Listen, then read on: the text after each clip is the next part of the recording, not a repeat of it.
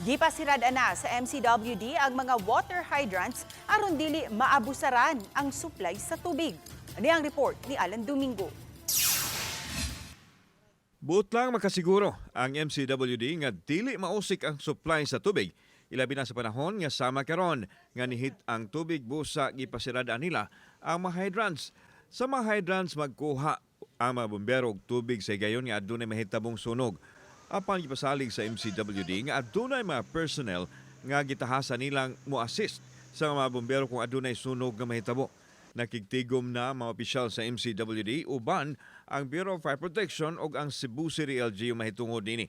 Suportado nila ang lakang sa MCWD aron dili maabusuhan ang supply sa tubig.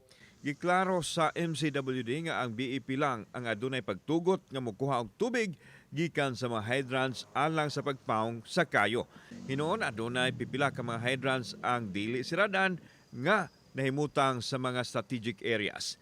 Gawas sa pagpasirado, butangan usab og metrohan ang mga hydrants.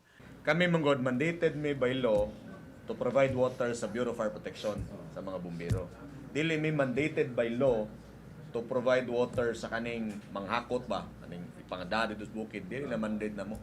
So ano na karon sa Wala na siya unless mo coordinate diri sa MUA.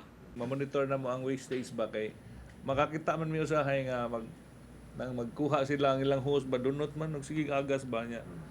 Mahal di ang tubig. Walay problema ang kuan. Walay problema kaayo ang mga fire trucks because the fire trucks know already asa makakuha og sakto nga pressure. Kay og imo sang dad-on didto sa area nga high pressure, di man sila makakuha og tubig. Kauban si Clover Lumayag, ako si Alan Domingo.